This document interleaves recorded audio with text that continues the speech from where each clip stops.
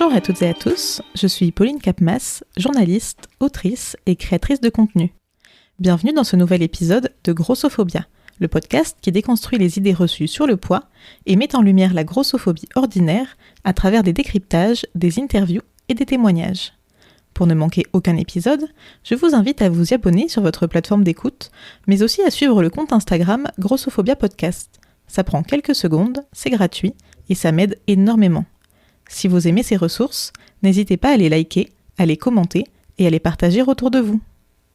Aujourd'hui, je donne la parole à Mélanie, 40 ans, sophrologue et professeure de danse hawaïenne. Dans cet épisode, elle nous raconte le parcours de PMA, procréation médicalement assistée, qu'elle vient d'entamer avec son compagnon. Elle nous explique les difficultés à bénéficier d'une fécondation in vitro en raison de son poids, alors même que son bilan hormonal ne montre aucun problème de fertilité de son côté. Elle évoque également le manque d'explication et d'empathie de la part des soignants qu'elle a rencontrés. Je vous propose de l'écouter dès maintenant, en toute bienveillance. Bonjour Mélanie. Bonjour Pauline. Merci beaucoup d'accepter de témoigner aujourd'hui. Si tu le souhaites, je vais commencer par te laisser te présenter en quelques mots.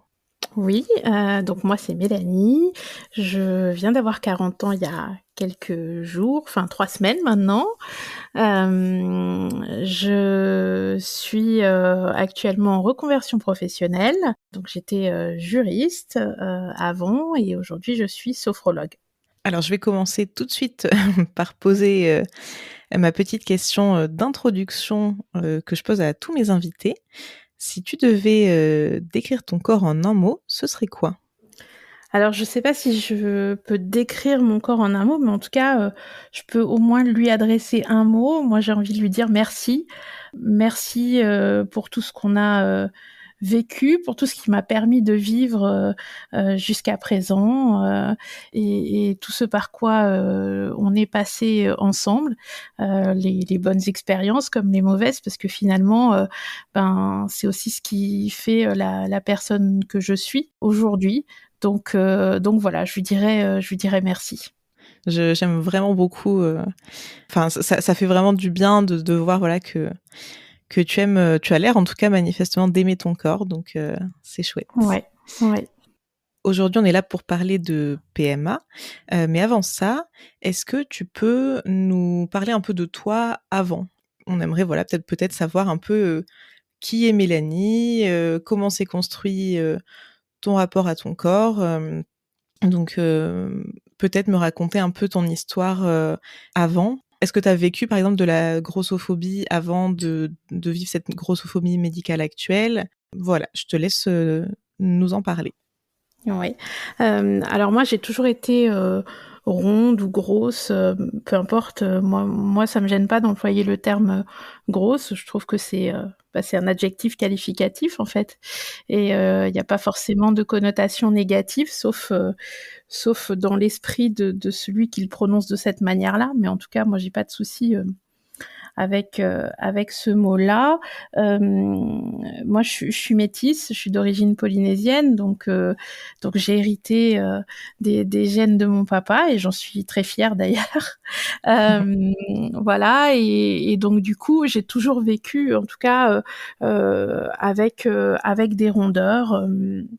Depuis toujours en fait.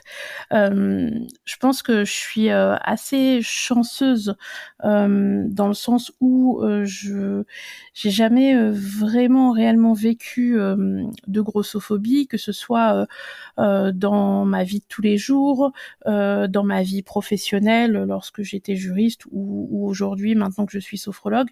J'ai jamais eu à vivre de situations qui m'ont fait ressentir de la grossophobie. Après, je pense aussi que c'est dû au fait que, pour ma part, je prête pas tellement attention en fait au regard des autres. Je ne doute pas que j'ai dû croiser des gens avec des regards pas sympas, des choses comme ça. En tout cas, ils n'ont pas osé me le dire en face. Sinon, j'aurais répondu. J'ai un caractère assez fort, donc voilà, je suis pas quelqu'un qui me laisse faire. Mais voilà, j'ai pas vraiment vécu de situation grossophobe Jusqu'à aujourd'hui, voilà, je me sens à l'aise avec ce corps. Je pratique la danse hawaïenne, je l'enseigne, je monte sur scène avec tous mes kilos et ça me pose aucun souci parce que pour moi, la danse c'est un moyen d'exprimer quelque chose, de transmettre quelque chose. Et en fait, peu importe le corps que l'on a, que l'on soit mince, très mince, ronde, grosse, petite, grande, peu importe. En fait, c'est pas ça qui compte. Et d'ailleurs, moi, en tout cas, par rapport à mes élèves, j'ai pas d'exigence particulière par rapport à ça. Je sais que certains groupes professionnels polynésiens continuent à véhiculer des stéréotypes sur le mythe de la vahinée, etc. Bon, quand on va à Tahiti, on se rend bien compte que la vahinée qui fait une taille 36-38, il y a pas que ça. Oui. J'ai envie de dire que notre morphologie, d'une manière générale, elle n'est pas spécialement mince et c'est ok.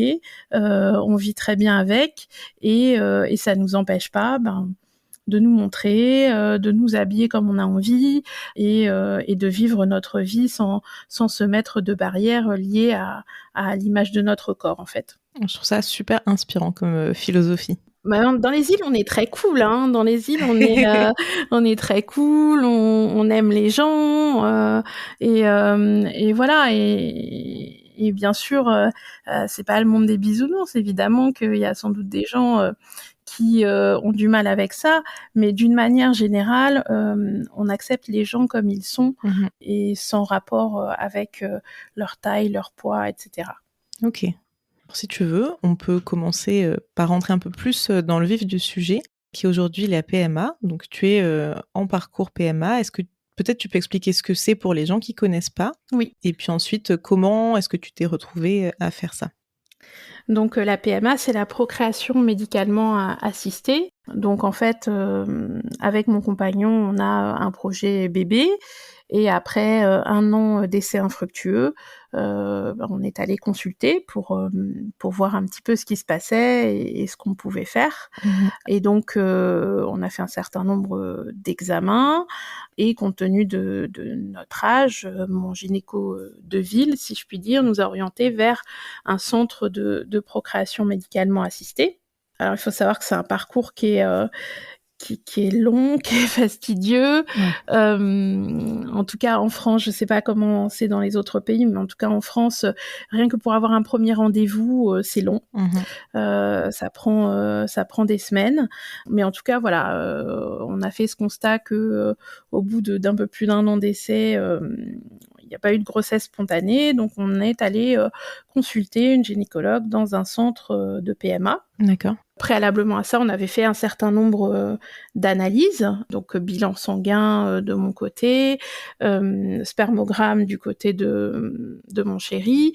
L'idée était d'avoir une première vue de notre profil, entre guillemets, de voir ce qui pouvait bloquer à la procréation naturelle, pour voir ce qu'on pouvait envisager ensuite. Et donc, on a rencontré pour la première fois la gynécologue du centre de PMA en juillet dernier de cette année, qui lors du premier rendez-vous, en fait, c'est un peu l'interrogatoire. C'est on pose des questions sur nos antécédents familiaux, sur nos antécédents médicaux, pour faire un petit état des lieux. Et puis elle a regardé également nos examens. Donc de mon côté, j'avais fait ce qu'on appelle un bilan hormonal, donc qui permet de voir les mesures d'un certain nombre d'hormones féminines qui agissent dans le cadre de la procréation, qui était plutôt correct, qui était bon. Ok. Qui était bon, que ce soit en termes de réserve ovarienne, hein, malgré mon âge, parce que du coup, j'ai 40 ans, mais en tout cas, une bonne réserve ovarienne, des bons indicateurs en tout cas. Et puis mon chéri donc avait fait un spermogramme qui l'a révélé une asténotératosospermie. Donc pour dire les choses plus simplement, en fait ça révélait un problème de mobilité des spermatozoïdes et un problème de forme des spermatozoïdes. Voilà pour schématiser un petit peu. Ok. Donc elle regarde ça, elle voit ça, elle nous présente un petit peu les techniques qui peuvent être utilisées dans le cadre de la procréation médicalement assistée. Elle nous explique que dans notre cas, compte tenu du spermogramme de mon chéri, on partirait plutôt sur une FIV, donc une fécondation in vitro qu'on appelle ICSI.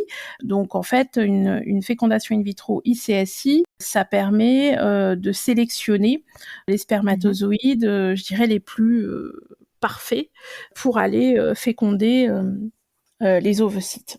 Donc voilà sur la technique. Et puis elle me dit mais de toute façon, on ne commencera rien compte tenu de votre poids. Aujourd'hui, on ne peut rien faire pour vous. De manière aussi brute que ça. J'exagère pas, c'est vraiment aussi brute que ça.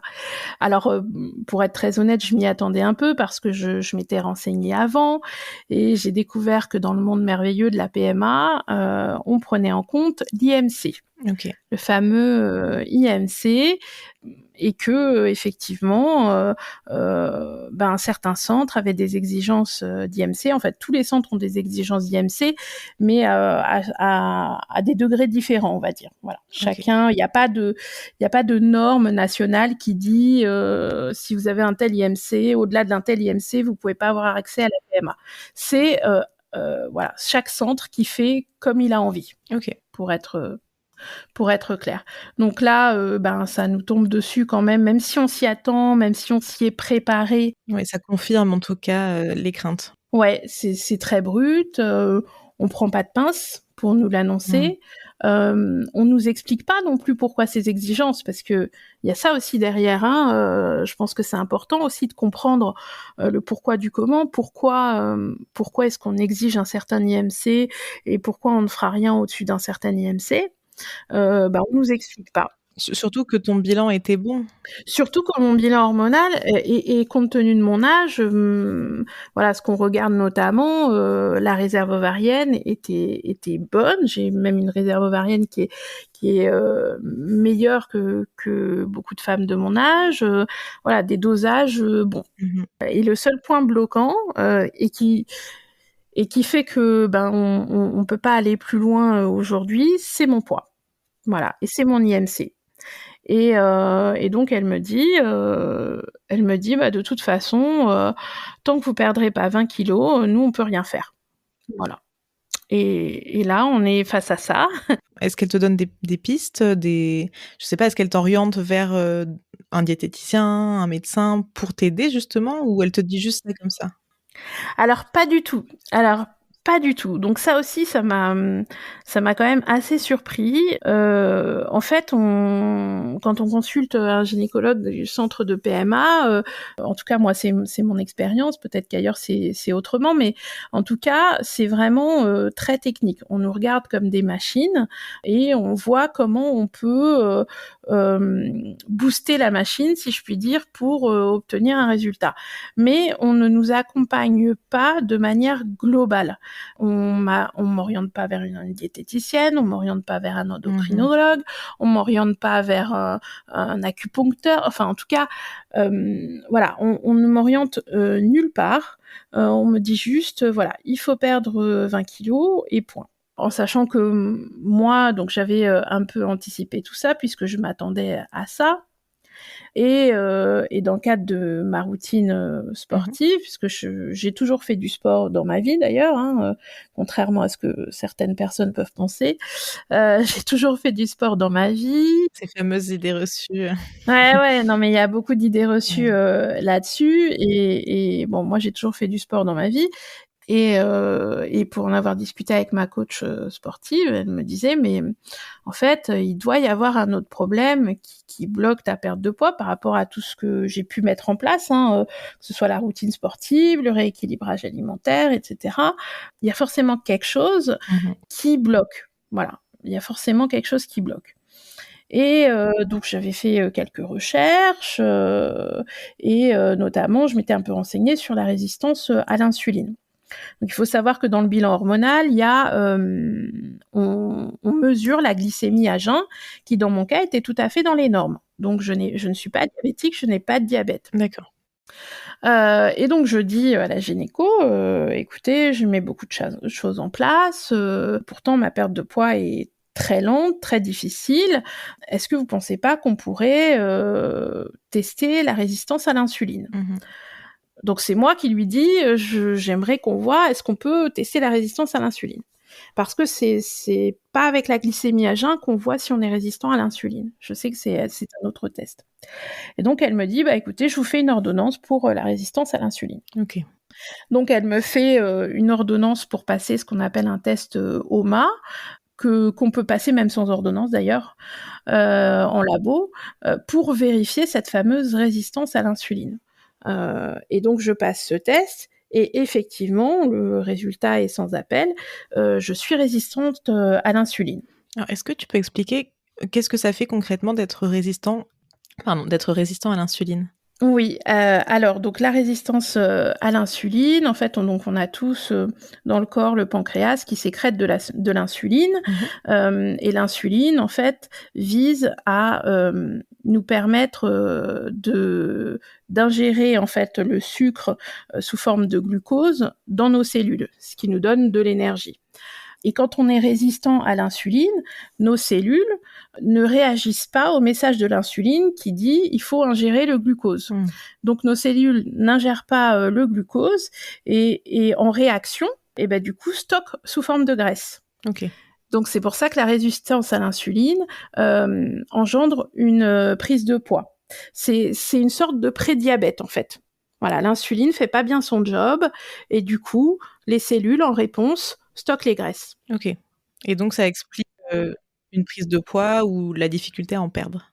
Ouais, exactement, exactement. Et donc ça explique la prise de poids, la difficulté à en perdre et notamment comme symptôme, ce qu'on peut avoir et c'est mon cas, c'est une prise de poids qui se situe notamment au niveau abdominal. D'accord. Voilà. Donc du coup, effectivement, je suis résistante à l'insuline. Donc on retourne la voir en septembre dernier avec notamment cet examen et puis d'autres examens qui se sont révélés tout à fait normaux, hein, des examens vaginaux, d'autres indicateurs sanguins, que ce soit pour moi ou pour mon chéri, qui ne révèlent aucune anomalie. OK. Et c'est important à comprendre parce que du coup, ça confirme que la seule chose qui fait qu'on n'avance pas dans ce parcours pour l'instant, c'est mon poids et mon IMC. Oui. Donc on retourne la voir, elle confirme effectivement à la lecture des analyses de sang que je suis résistante à l'insuline, que effectivement, du coup, il me faut un traitement adapté, donc elle me prescrit un traitement. Mmh. Mais au-delà du traitement, pour gérer la résistance à l'insuline, en fait, il faut travailler sur les habitudes alimentaires également. OK. Comme on le fait pour le diabète, hein. Mmh.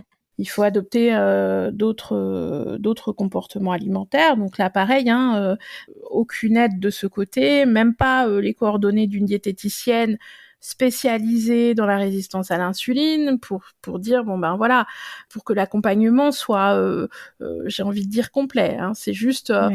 voilà, le diagnostic est posé, débrouillez-vous. Voilà. Clairement c'est ça. Du coup, pas de compassion, rien, j'imagine, Non, moi d'ailleurs je suis très surprise parce que je pensais en rentrant dans ce parcours que pour des médecins qui aident un couple à réaliser le rêve d'une vie, enfin fonder une famille, Mmh. avoir un enfant, c'est le rêve d'une vie. On peut pas être plus lié à l'humain que d'aider à créer des êtres humains quand même. Et pour autant, je ne retrouve aucune humanité, aucune compassion, aucune pédagogie non plus dans la façon d'exprimer les choses, d'expliquer les choses. Et c'est vrai que pour moi qui suis sophrologue et qui suis centrée sur l'humain, voilà, je trouve ça un peu violent en fait, Oui. parce que c'est difficile quand on doit déjà se battre contre un dysfonctionnement hormonal pour perdre du poids, qu'on déploie peut-être 2 fois plus d'efforts que d'autres personnes Ouais. et que pour autant on est laissé voué à nous-mêmes en fait. Mmh. Alors je remets pas en cause ses compétences techniques et médicales qui voilà sont certainement très bien et très adaptées, Oui. etc. Hein. Mais c'est vrai que je trouve que ce parcours est vraiment déshumanisé et c'est difficile. C'est difficile de pas pouvoir donner la vie naturellement, contrairement à d'autres couples. Mais c'est difficile aussi de faire appel au corps médical qui prend pas la mesure aussi psychologique de ce parcours en fait. Oui. Donc voilà, donc aujourd'hui, pour ma part, j'en suis là. J'ai perdu 10 kilos sur les 20 demandés. D'accord. Donc il y en a encore 10 à perdre. Et j'ai insisté pour qu'on nous refixe un rendez-vous. Parce que je suis un peu têtue aussi, en tout cas plus têtue qu'elle. Ouais. Parce que, comme je l'ai dit, hein, les délais pour avoir des rendez-vous sont quand même très longs. Donc du coup, j'ai insisté pour qu'on fixe d'ores et déjà un rendez-vous Mmh. parce que je ne veux pas avoir à attendre encore une fois que j'aurai atteint la cible, si je puis dire, que les semaines continuent à s'écouler parce que malheureusement, en France, la PMA est accessible jusqu'à 43 ans. OK. J'en ai 40. Mmh. Donc le temps passe très très vite. Mmh. Notre prochain rendez-vous théorique est en janvier, donc ce sera l'année de mes 41 ans. Mmh. Et que très certainement au prochain rendez-vous, si le poids est atteint, elle va nous demander de refaire des examens, hein, les spermogrammes, Oui. voilà, on les prend en compte pendant 4 à 6 mois. Le bilan sanguin, idem, il va falloir refaire, donc il va falloir tout refaire avant de pouvoir vraiment démarrer un protocole, une stimulation, etc.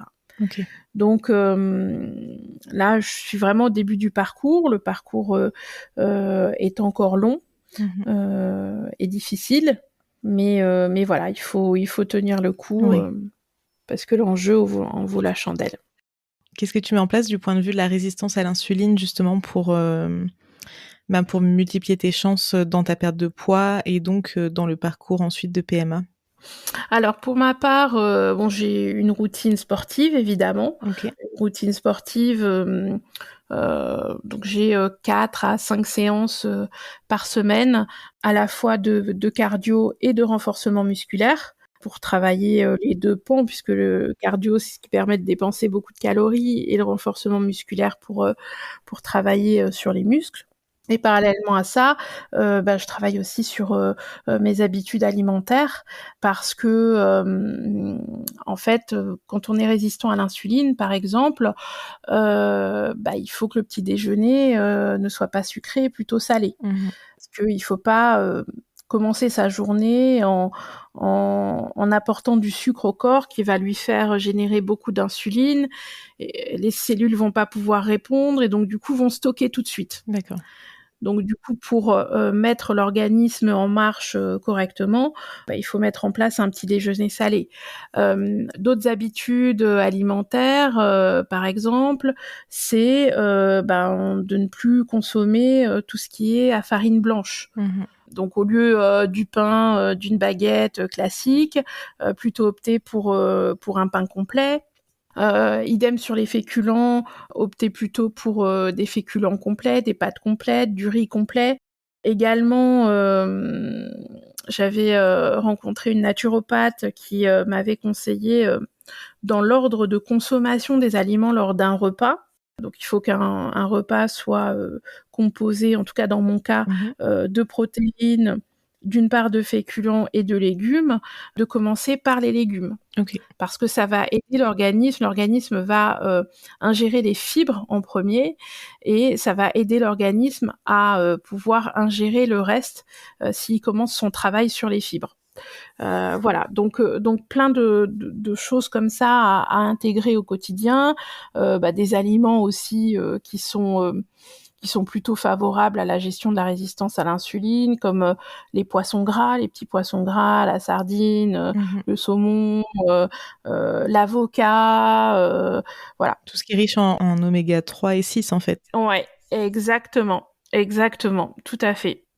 Voilà, c'est plein de choses à intégrer au quotidien, plein de choses auxquelles penser au quotidien, parce que mine de rien, j'ai un peu l'impression d'avoir une épée de Damoclès au-dessus de la tête parce que j'ai cette échéance et il faut que j'atteigne l'objectif. Donc voilà, ça fait, je dirais, une pression supplémentaire avec un petit peu la sensation d'avoir la double peine, c'est-à-dire de devoir perdre du poids, mais en même temps de devoir gérer la résistance à l'insuline qui vient compliquer en fait ce schéma de perte de poids, quoi. Et une fois que ce poids sera atteint, parce que bon, je te le souhaite pour pouvoir commencer la PMA, en quoi ça va consister, ce parcours de PMA?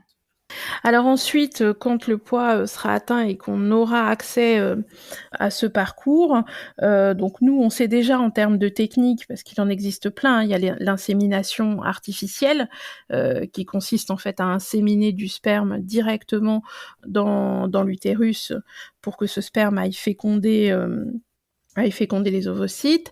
Nous, ce sera une fécondation in vitro. Ça veut dire que concrètement, quand on va démarrer un protocole, on va me définir un protocole, c'est-à-dire que je vais devoir prendre des hormones, hein, concrètement, donc soit sous forme d'ovules ou de piqûres quotidiennes, à heure fixe. C'est très contraignant pour qu'on puisse... en fait, ces hormones vont aider les follicules à se développer.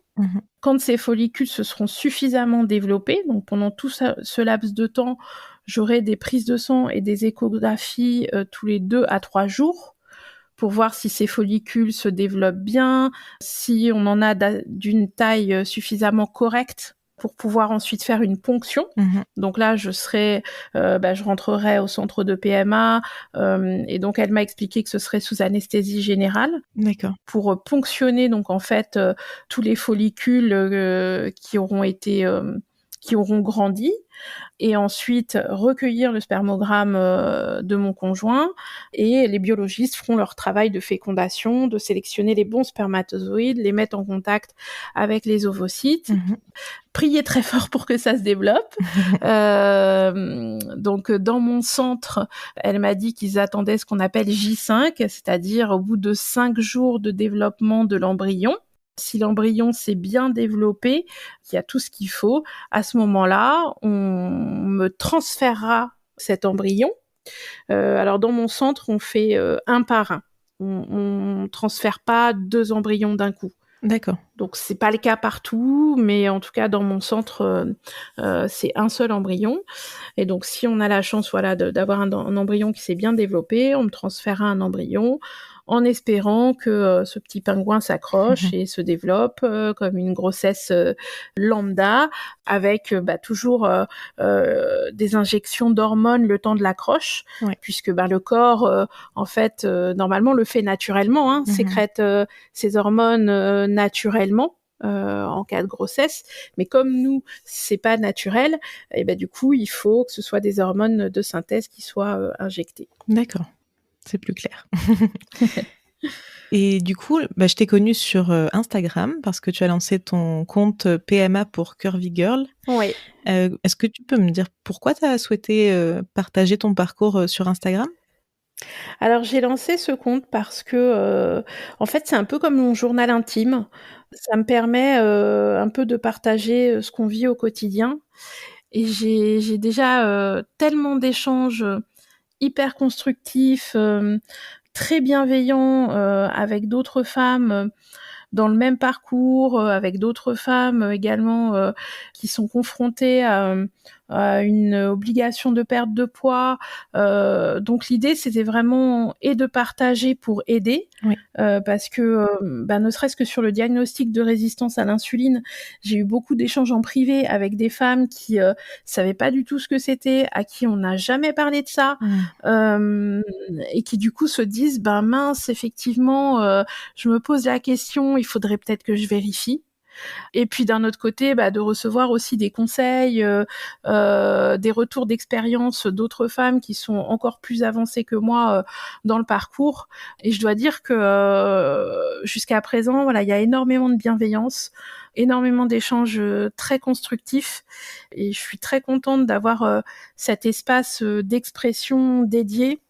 Parce qu'en fait, on se rend compte aussi, en tout cas moi je me rends compte de plus en plus dans mon quotidien, que nos proches, tous les gens qui sont autour de nous, quand ils connaissent pas, j'ai envie de dire tant mieux pour eux, qui ne connaissent pas le monde de la PMA, mais en même temps, du coup, ils comprennent pas vraiment ce qu'on vit non plus. Et c'est pas de la mauvaise volonté, hein, c'est juste que c'est abstrait, c'est difficile de se rendre compte quand on le vit pas, et de pouvoir partager avec des gens qui justement savent de quoi on parle, et ça fait du bien en fait, ça fait beaucoup de bien. Oui, j'imagine. Moi, j'ai fait le tour de mes questions. Est-ce qu'il y a un autre sujet que tu souhaiterais aborder et dont on n'a pas parlé encore? Non, écoute, j'ai été très bavarde, je crois. Donc, C'était le but, donc tant mieux. Donc non, je crois qu'on a abordé un petit peu tous les sujets. Super. J'espère en tout cas que ça pourra éclairer et peut-être même aider des personnes qui sont dans la même situation, qui soit qui essayent d'avoir un bébé qui n'y arrivent pas, soit qui sont dans un process de PMA déjà, ou qui essayent de perdre du poids, qui ne comprennent pas pourquoi ça ne fonctionne pas, peut-être aussi, parce que c'est vrai qu'on a évoqué la résistance à l'insuline. Ouais. Et au-delà du parcours de PMA, ça peut être aussi quelque chose, c'est quelque chose qu'on peut vivre sans chercher à avoir d'enfants, hein. Ah, totalement, et c'est vrai que en fait, on se rend compte que tout le monde n'est pas sensibilisé à ce sujet. Moi, c'était la première fois que je faisais le test de la résistance à l'insuline. Avant cela, pourtant, comme tout le monde, je faisais des bilans annuels, j'allais chez le gynéco, j'étais suivie médicalement, et on m'a jamais orientée sur ce sujet. Que j'aurais peut-être plus géré en amont. Donc oui, si ça peut aider, ce serait super. Ce serait super. J'espère en tout cas que ça pourrait être utile aux personnes qui nous écoutent. Et puis au-delà de ça, juste de connaître cette situation et de savoir aussi que la prise de poids, c'est pas forcément une question de manque de sport ou mauvaise alimentation. Ça peut être lié à tout un tas de facteurs, et la résistance à l'insuline en fait partie, c'est un facteur parmi d'autres. Ouais, et puis on ne le répétera jamais assez que oui, effectivement, c'est pas parce que on est rond ou gros que on a forcément une mauvaise hygiène de vie, qu'on est forcément affalé sur notre canapé H24. Ça, je trouve que c'est un discours qu'il faut répéter et répéter, parce que on voit certaines choses sur les réseaux qui sont juste incroyables. L'ignorance des gens est assez ahurissante, et c'est vrai que de pouvoir le répéter et le dire, ça fait pas de mal. Et si on veut s'inscrire à ton cours de danse, vu que tu es prof de danse, où est-ce qu'il faut aller? Et alors donc c'est sur Paris. OK. C'est sur Paris, dans le 20e, c'est les samedis après-midi. Il faut pas hésiter à me contacter en MP pour que je donne des infos. Donc c'est la danse hawaïenne traditionnelle. Donc on fait de la danse, mais on fait aussi beaucoup de culture. On apprend plein de choses sur la culture hawaïenne, parce que pour moi, c'est un mode de vie. C'est pas seulement une discipline comme on pratique la Zumba par exemple. C'est une danse ancestrale, donc du coup, on apprend plein de choses. Voilà, j'ai des élèves de toute origine. Il faut pas se dire moi j'y connais rien, je connais rien à cette culture, et se mettre des barrières. Pas du tout. Moi j'ai des élèves de toute origine, de tous âges, de toute morphologie, et tout le monde est bienvenu du moment qu'on est bienveillant les uns à l'égard des autres et qu'on est ouvert à l'apprentissage d'une culture différente. Et tout le monde est bienvenu. Super. C'est dommage que j'habite au Canada, parce que ça m'aurait bien tenté. Ah bah oui, c'est dommage, c'est dommage. Mais qui sait, on sait jamais si tu es de passage à Paris, ben fais un petit coucou et puis on t'accueillera avec plaisir. Eh bien, je n'hésiterai pas. Merci beaucoup, Mélanie. Eh ben merci beaucoup à toi en tout cas pour cet échange. Merci pour ta bienveillance. Merci pour tout ce que tu fais sur ton podcast. Parce que voilà, heureusement qu'il y a des gens comme toi, c'est d'utilité publique. Ben, ça fait plaisir. Merci encore et bonne journée. Merci beaucoup Pauline. À bientôt. À bientôt. Vous venez d'écouter Mélanie qui nous a partagé son témoignage dans Grossophobia. Un grand merci à elle d'avoir accepté de nous raconter son histoire. Pour découvrir la suite de son parcours, vous pouvez la suivre sur son compte Instagram PMA pour Curvy Girl. Si vous avez aimé cet épisode, n'hésitez pas à le partager sur les réseaux sociaux et à laisser 5 étoiles sur votre plateforme d'écoute. À bientôt!